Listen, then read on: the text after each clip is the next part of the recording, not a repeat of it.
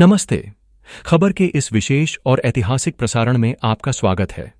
यह वो मंच है जहां हम सिर्फ समाचारों की तह नहीं खोलते, बल्कि आपके हाकियों और सम्मान की उस ज्योति को प्रज्वलित करते हैं जो अक्सर सत्ता के गलियारों के शोर में मंद पड्डी डियज जाती है।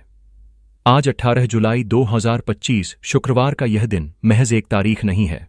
यह भारत के लगभग 78 लाख वरिष्ठ नागरिकों, उन सम्मानित पेंशन धारकों, उन माँ बाप के लिए दशकों की तपस्या के फलीभूत होने का अग्रिम संदेश है, जिन्होंने अपने जीवन का स्वर्णिम काल इस राष्ट्र के निर्माण में समर्पित कर दिया। आज हम जो खबर आपके समक्ष लाने जा रहे हैं, वह कोई साधारण सूचना नहीं, बल्कि आंसुओं, संघर्षों, बलिदानों और अटूट धैर्य की एक महागाथा का विजय पर्व है। आज हम उस महासमाधान के मुहाने पर खड़ी दिख रहे हैं, जिसकी प्रतीक्षा आप सभी दशकों से कर रहे थे। एक ऐसा समाधान जो आपकी जिंदगी से अपमान और अभाव के अंधकार को मिटाकर सम्मान और आत्मनिर्भरता का सूर्योदय लाने की क्षमता रखता है। इसीलिए मेरा आपसे हाथ जोड़कर निवेदन है, इस प्रसारण के हर एक शब्द को ध्यान से सुनिएगा, हमारे साथ अंत तक बने रहिएगा, क्योंकि आज जो जानकारी हम परत दर परत आपके सामने उजागर करेंगे, वह आपके भविष्य की सबसे बड़ी खुशखबरी हो सकती है। आगे बढ़ने से पहले हमारा एक और अनुरोध है। अगर आपने अभी तक हमारे इस परिवार, हमारे सेफ करियर चैनल को सब्सक्राइब नहीं किया है, तो कृपया अभी करें। इस वीडियो पर एक लाइक करके हमारे इस प्रयास को अपना आशीर्वाद दें और इसे इतना साझा करें, इतना फैलाएं कि आपकी विजय की यह हुंकार देश के हर उस घर तक पहुंचे जहां एक पेंशनर रहता है, और विशेषकर दिल्ली के उन सत्ता के केंद्रों तक पहुंचे जहां आपके भाग्य पर अंतिम निर्णय की मुहर लगनी है। किसी भी विजय के आनंद को समझने के लिए उस पीड़ा की गहराई को मापना आवश्यक है जिससे आप गुजरे हैं। चलिए समय के पन्नों को थोड़ा पीछे पलटते हैं। 1000 रुपये का कड़वा सच, अपमान का प्रतीक वर्ष था 2014। सरकार ने एक फैसला लिया और आपकी न्यूनतम पेंशन की राशि 1000 रुपये प्रति माह तय कर दी।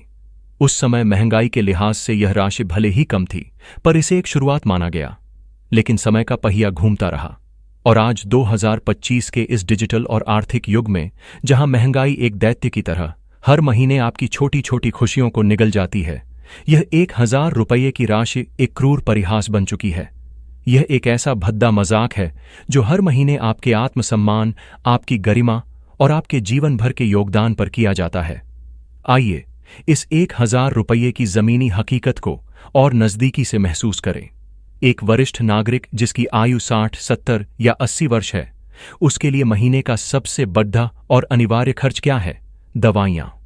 मधुमेह, उच्च रक्तचाप, हृदय रोग और उम्र के साथ आने वाली अनगिनत बीमारियों की मासिक दवाइयों का बिल ही इस 1000 रुपये की सीमा को बड़ी आसानी से लांघ जाता है। और इसके बाद घर का छोटा मोटा किराया, बिजली और पानी का बिल और सबसे बुनियादी जरूरत 2 वक्त के भोजन का प्रबंध। क्या यह संभव है? क्या कोई भी व्यक्ति जिसने अपना पूरा जीवन ईमानदारी से काम किया हो, इस अपमानजनक राशि में अपना गुजारा कर सकता है? यह एक ऐसा कटु सत्य है जिसकी कल्पना मात्र से भी रूह कांप जाती है। आप हमारे देश के राष्ट्र निर्माता, आपने अपनी जवानी की ऊर्जा इस देश की फैक्ट्रियों की मशीनों को दी, दफ्तरों की फाइलों में अपनी आंखें खपाईं और इस राष्ट्र की नींव को अपने पसीने से सींचा। आपने यह सब एक विश्वास के साथ किया था कि जब आपका शरीर थक जाएगा, जब आप सेवानिवृत्त होंगे, तो सामाजिक सुरक्षा का यह कवच, यह पेंशन योजना आपके बुढ़ापे की मजबूत लाठी बनेगी। लेकिन दुर्भाग्य देखिए, यह लाठी इतनी कमजोर और खोखली निकली कि यह सहारा देने के बजाय खुद आप पर एक बोझ बन गई। यह सिर्फ आर्थिक तंगी का मामला नहीं है, यह आपके स्वाभिमान पर किया गया एक निरंतर आघात है। यह आपकी निष्ठा का तिरस्कार है। और इसी दयनीय, इसी अभावग्रस्त और अपमानजनक जीवन से आपको मुक्ति दिलाने का महासंकल्प लिया एक ऐसे संगठन ने, एक ऐसे नायक ने, जिसकी आवाज आज संसद से लेकर प्रधानमंत्री कार्यालय तक एक शक्तिशाली चेतावनी बनकर गूंज रही। जब व्यवस्थाएं बाहरी हो जाती हैं, जब नेताओं के वादे सिर्फ शब्द बनकर रह जाते हैं और जब नौकरशाही की मोटी मोटी फाइलें न्याय देने के बजाय उसे दफन करने लगती हैं, तब क्रांति का जन्म समाज के गर्भ से ही होता है। आपके बीच से ही आपकी पीड़ा को अपनी रगों में महसूस करने वाले 60 वर्ष की आयु पार कर चुके एक अदम्य साहसी और लौह संकल्पी व्यक्तित्व कमांडर अशोक रावत जी ने इस लगभग असंभव मानी जाने वाली लड़ाई का नेतृत्व संभाला। उन्होंने राष्ट्रीय संघर्ष समिति (एनआईसी) के पवित्र ध्वज तले देश के कोने कोने में बिखरे निराश और हताश हो चुके लाखों पेंशन धारकों को एकता के एक ही धागे में पिरोने का वह ऐतिहासिक कार्य किया जिसे आने वाली पीढ़ियां याद रखेंगी। यह कोई साधारण संगठन नहीं है। यह आपके आंसुओं, आपकी प्रार्थनाओं और आपकी उम्मीदों का एक सामूहिक यज्ञ है। यह वह पवित्र मंच है जहां आपकी दबी हुई कमजोर आवाज एक सामूहिक हुंकार में परिवर्तित हो गई। कमांडर अशोक रावत ने इस आंदोलन को सिर्फ धरना प्रदर्शन और नारों की भीड़ तक सीमित नहीं रखा। उन्होंने इसे एक त्रिआयामी महाअभियान का रूप दिया। वैचारिक, कानूनी और रणनीतिक। उन्होंने अपनी टीम के साथ मिलकर तथ्यों और आंखों का एक ऐसा अभेद्य किला तैयार किया जिसने सरकार के हर तर्क को ध्वस्त कर दिया। उन्होंने देश के सामने यह सिद्ध किया कि आप पेंशन के नाम पर कोई भीख या खैरात नहीं मांग रहे हैं, बल्कि यह आपका संवैधानिक, मानवीय और अर्जित अधिकार है। उन्होंने इस बात को बार बार दोहराया कि यह पेंशन आपके द्वारा किए गए योगदान का प्रतिफल है, कोई दान नहीं। उन्होंने देश के सामने उस कड़िड़िड़िवे सत्य को उजागर किया कि कैसे कर्मचारी भविष्य निधि संगठन (ईपीएफओ) के पेंशन कोष में हजारों करोड़ों रुपए की विशाल धनराशि पड्डी हुई है, लेकिन उसका न्यायोचित वितरण उन लोगों के लिए नहीं किया जा रहा है जिनका उस पर पहला हक है। उन्होंने कोठारी समिति जैसी विशेषज्ञ समितियों की उन सिफारिशों की धूल झाड़ दी जिन्हें दशकों से नौकरशाही के ठंडे बस्ते में डाल दिया गया था। ये सिफारिशें चीख चीख कर एक सम्मानजनक पेंशन की वकालत कर रही थीं। उन्होंने कानूनी दांवपेचों का सहारा लेकर यह सुनिश्चित किया कि सरकार को इस मामले में जवाबदेह ठहराया जा सके। उनके नेतृत्व में आपने दिल्ली के ऐतिहासिक रामलीला मैदान से लेकर देश के हर जिले के कलेक्ट्रेट कार्यालय तक शांतिपूर्ण और अनुशासित तरीके से अपनी आवाज बुलंद की। आपने लाखों की संख्या में झांपन सौंपे, मोमबत्ती मार्च निकाले और हर संभव लोकतांत्रिक तरीके से अपनी बात सरकार तक पहुंचाने का प्रयास किया। लेकिन जब धैर्य की हर परीक्षा समाप्त हो गई, जब सरकार की तरफ से कोई ठोस आश्वासन नहीं मिला, तो एक अंतिम और निर्णायक कदम उठाना अनिवार्य हो गया। एक ऐसा कदम जो या तो समाधान लेकर आएगा या फिर पूरे देश में एक अभूतपूर्व सामाजिक और राजनीतिक संकट पैदा कर देगा। अंतिम शंखनाद, जुलाई 2025 का करो या मरो आंदोलन, और वह निर्णायक घड़ी, वह अंतिम चेतावनी अब दी जा चुकी है। राष्ट्रीय संघर्ष समिति ने कमांडर अशोक रावत के अडिग नेतृत्व में सरकार को एक स्पष्ट, सीधा और अंतिम अल्टीमेटम दे दिया है। जुलाई आंदोलन 2025 यह किसी सामान्य विरोध प्रदर्शन का आह्वान नहीं है। यह आपके दशकों के सब्र के बांध के टूटने का ऐलान है। यह एक करो या मरो का शंखनाद है। समिति ने एक विस्तृत और तर्कपूर्ण घोषणापत्र तैयार करके सरकार के शीर्ष नेतृत्व, प्रधानमंत्री कार्यालय, गृह मंत्रालय और वित्त मंत्रालय को सौंपा है। इस घोषणापत्र में साफ और बिना किसी लाग लपेट के कहा गया है कि यदि सरकार ने तत्काल प्रभाव से पेंशन वृद्धि की मांग को स्वीकार नहीं किया, तो देश भर के लाखों वरिष्ठ नागरिक जो अब तक लोकतांत्रिक तरीकों से अपनी बात रखते आए हैं, एसडीडीएचकों पर उतरने के लिए विवश हो जाएंगे। एक पल के लिए उस दृश्य की कल्पना कीजिए। वे लोग जिन्होंने अपनी जवानी इस देश के नाम कर दी, वे 60, 70 और 80 वर्ष के बुजुर्ग जिनके चेहरों पर जीवन भर के अनुभव की झुर्रियां हैं, अपनी मांगों के लिए, अपने सम्मान के लिए देश की राजधानी दिल्ली और अन्य प्रमुख शहरों की सड़ीडेचकों पर आंदोलन कर रहे हैं। यह तस्वीर किसी भी संवेदनशील समाज के लिए, किसी भी लोक कल्याणकारी सरकार के लिए कितनी शर्मनाक और पीड़ादायक होगी। यह देश की अंतर्राष्ट्रीय छवि पर एक ऐसा अमिट धब्बा होगा जिसे मिटाया नहीं जा सकेगा। दुनिया भर का मीडिया सुर्खियां बनाएगा कि दुनिया का सबसे बड़ा लोकतंत्र अपने बुजुर्गों को, अपने राष्ट्र निर्माताओं को एक सम्मानजनक पेंशन तक नहीं दे पा रहा है। यह एक ऐसा नकारात्मक प्रचार होगा जिसकी भरपाई करना सरकार के लिए लगभग असंभव हो जाएगा। और इसी संभावित राष्ट्रीय और अंतर्राष्ट्रीय संकट की गहराई को, इसकी गंभीरता को समझा है देश के वर्तमान लौह पुरुष गृह मंत्री श्री अमित शाह ने। हमारे अत्यंत विश्वसनीय और उच्च स्तरीय सूत्रों से जो किया खबर छनकर बाहर आ रही है, वह यह है कि जुलाई आंदोलन सन 2025 के इस अल्टीमेटम ने दिल्ली के सत्ता के गलियारों में एक शक्तिशाली भूचाल ला दिया है। सरकार के खुफिया तंत्र ने इस अल्टीमेटम के देशव्यापी प्रभाव का सटीक आकलन करके अपनी रिपोर्ट शीर्ष नेतृत्व को सौंप दी थी। इस अल्टीमेटम के बाद जो घटनाक्रम हुआ वह किसी राजनीतिक थ्रिलर फिल्म की पटकथा से कम नहीं है। कमांडर अशोक रावत और गृह मंत्री श्री अमित शाह के बीच एक लंबी, गहन और अत्यंत महत्वपूर्ण बैठक हुई। सूत्रों के अनुसार यह बैठक लगभग 1 घंटे तक चली।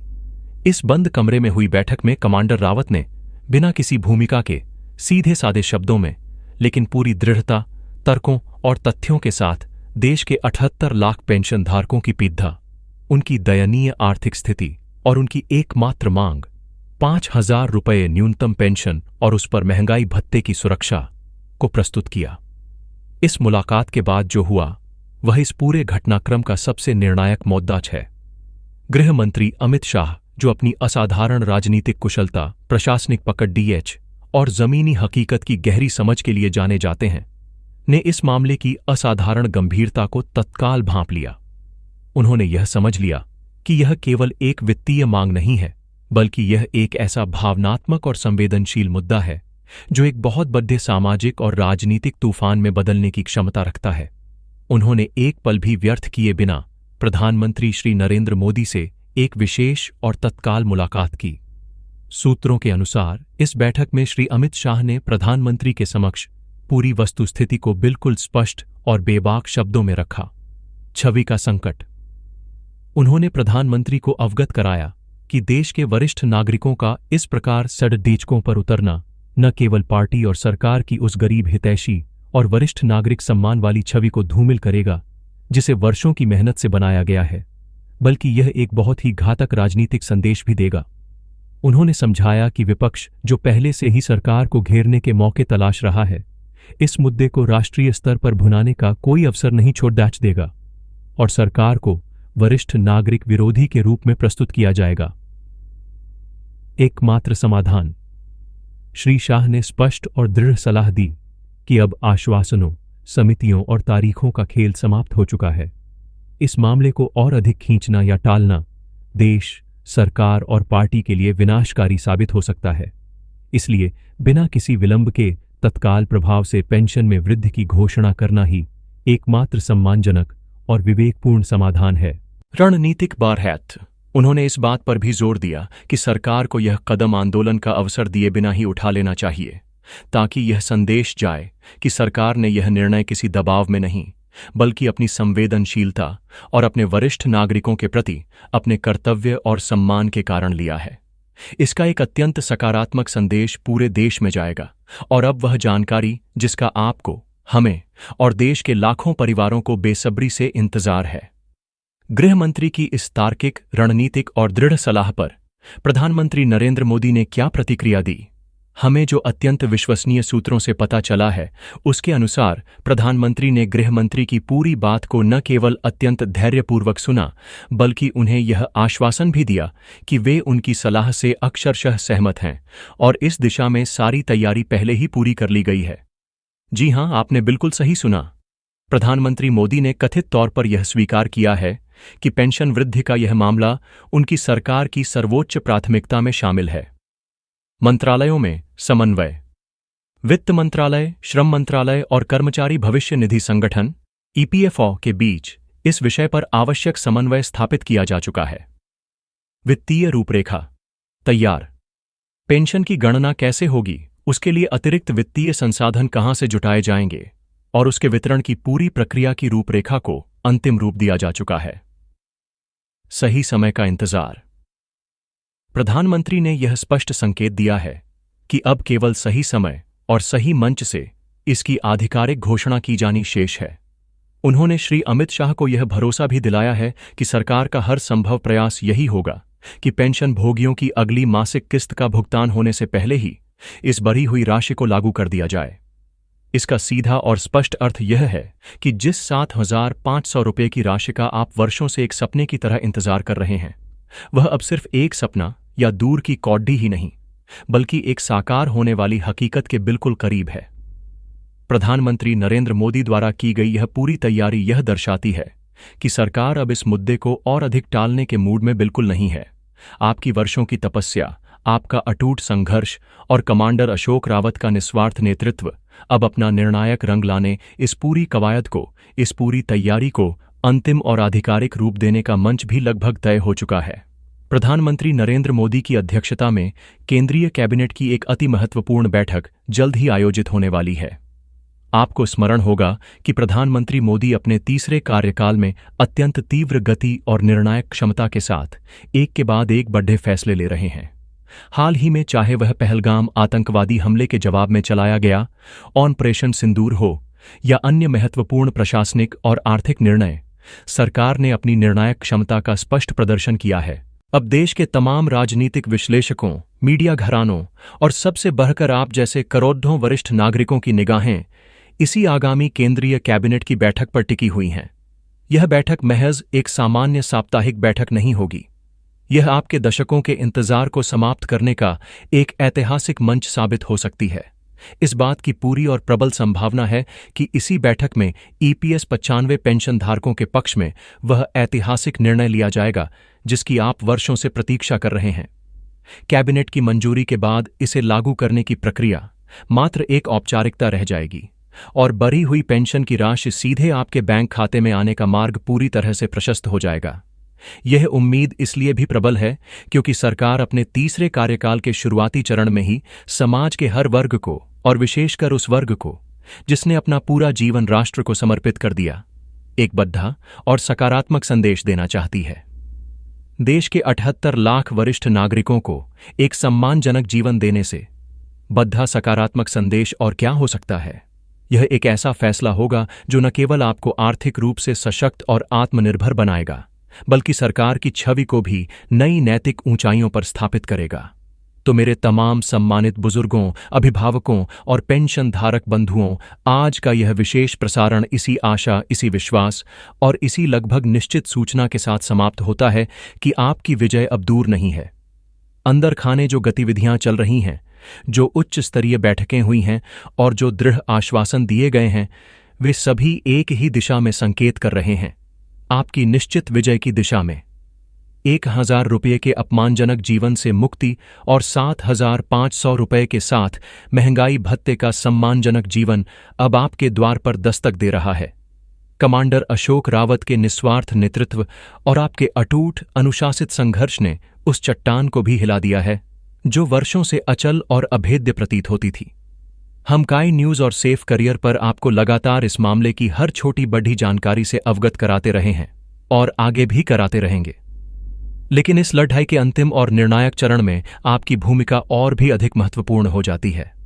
आपकी एकता ही आपकी सबसे बड़ी और अंतिम शक्ति है। इसीलिए इस वीडियो को इतना फैलाइए, इसे हर व्हाट्सएप ग्रुप, हर फेसबुक पेज पर साझा कीजिए, ताकि सरकार पर यह सकारात्मक दबाव बना रहे कि वे अपने वादे से और अपने निर्णय से पीछे न हटें। चैनल को सब्सक्राइब करना और वीडियो को लाइक करना केवल एक क्लिक नहीं है। यह इस महायज्ञ में आपकी एक डिजिटल आहुति है। यह आपकी आवाज को वायरल करके सरकार को हर पल यह याद दिलाता है कि देश के करोड़ों वरिष्ठ नागरिक अपनी मांगों के पूरे होने का, उस आधिकारिक घोषणा का पलकें बिछाए इंतजार कर रहे हैं। हमें पूरा विश्वास है कि अगली बार जब हम आपसे मुखातिब होंगे तो हम आपको पेंशन वृद्धि की आधिकारिक खुशखबरी सुना रहे होंगे। तब तक अपना धैर्य बनाए रखें, अपनी एकता बनाए रखें और सबसे महत्वपूर्ण, अपने स्वास्थ्य का ध्यान रखें, क्योंकि एक नए, बेहतर और सम्मानजनक जीवन का सूर्योदय होने ही वाला है। इसी के साथ मैं आपसे विदा लेता हूं। काई न्यूज़ से जुड़े रहने के लिए आपका हृदय से बहुत बहुत धन्यवाद। जय हिंद, जय भारत।